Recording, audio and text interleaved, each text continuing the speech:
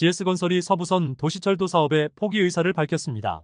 서부선 경전철 사업이 지연되면서 2028년 개통이 사실상 불가능해졌습니다. 건설업계 등에 따르면 서부 경전철 우선 협상 대상자인 두산건설 컨소시엄에서 GS건설이 컨소시엄 탈퇴 의사를 통보했습니다. GS건설 관계자는 원자재 값이 많이 올라 사업성을 확보하기가 쉽지 않다는 판단에 컨소시엄을 탈퇴하기로 결정했다고 밝혔습니다. 해당 컨소시엄은 두산건설과 롯데건설, 계룡건설 등이 참여하고 있으며 GS건설의 지분은 17% 수준입니다.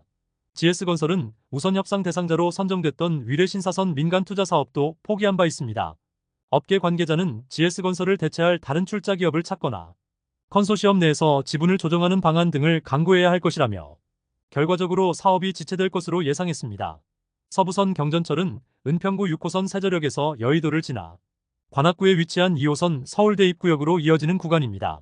서울시 관계자는 지금 당장 착공한다고 해도 2028년 개통은 어렵다고 전했습니다. 전국 분양시장에 미분양이 쏟아지고 입주율이 하락하고 있습니다. 특히 지방의 경우 입주율이 10% 감소하는 등 침체가 심각해지고 있습니다. 주택산업연구원이 발표한 지난달 전국 아파트 입주율이 65.3%로 하락했으며 서울도 82.2%로 10세대 중 2가구 정도가 입주를 못하고 있습니다. 신축 아파트에 당첨되고 입주하지 못하는 가장 큰 이유는 기존 주택 매각 지연으로 38.3%로 나타났고 세입자 미확보와 잔금대출 미확보, 분양권 매도 지연 순으로 집계됐습니다. 결국 부동산 시장 침체로 기존 주택이 안 팔리고 세입자가 구해지지 않고 있으며 은행의 대출 규제까지 더해지면서 입주율이 하락하는 셈입니다.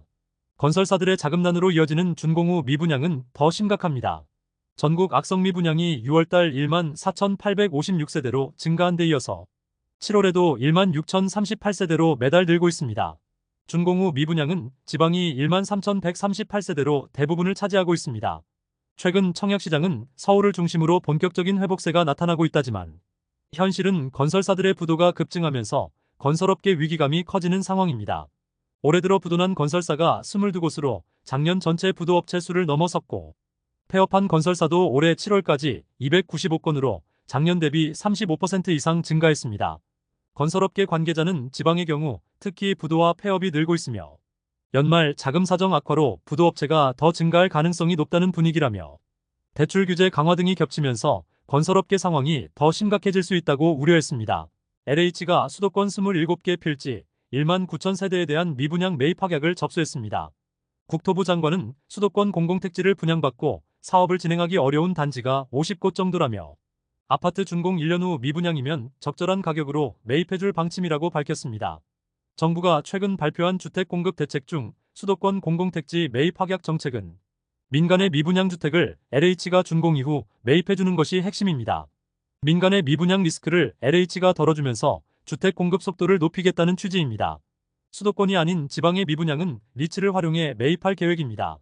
박 장관은 지역 부동산 경기를 살리기 위한 여러 가지 방안을 강구하고 있다고 밝혔습니다.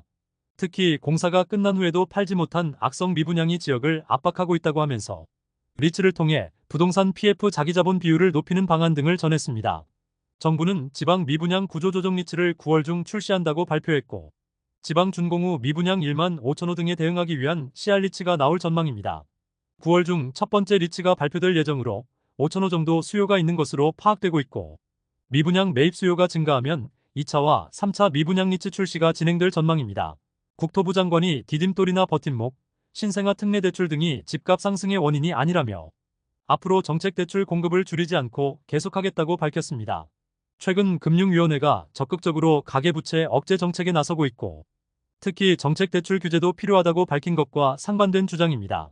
지난해 정책 모기지로만 무려 79조 원이 공급된 상황에서 금융위와 국토부가 서로 다른 정책 방향성을 가져가고 있습니다. 국토부 장관은 정책 자금이 늘어나긴 했지만 현재 인기 지역의 주택 가격대를 보면 정책 대출이 집값 상승의 직접적인 원인이라고 보기 어렵다고 했습니다.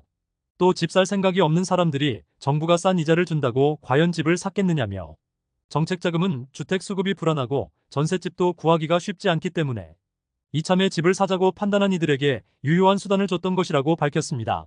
그러면서 정책 대출 금리를 시중금리 변동에 맞춰서 조정할 수 있지만 대상 자체를 축소하진 않겠다는 점을 분명히 했습니다.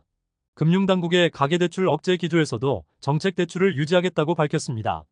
박 장관은 청년층에게 집을 살 수 있는 돈을 빌려주겠다고 한 약속을 비롯해서 아기를 낳으면 집을 살 수 있게 도와주겠다는 건 정부의 주요 정책 목표라며 약속된 대상을 줄이거나 정책 모기지의 목표를 건드리는 건 가급적하지 않고 시중금리와 정책대출 금리 격차가 너무 벌어지지 않도록 조정하는 정도로 하겠다고 했습니다. 지금까지 잼스톤TV였습니다. 오늘 영상 도움되셨으면 구독과 좋아요 부탁드립니다. 시청해주셔서 감사합니다.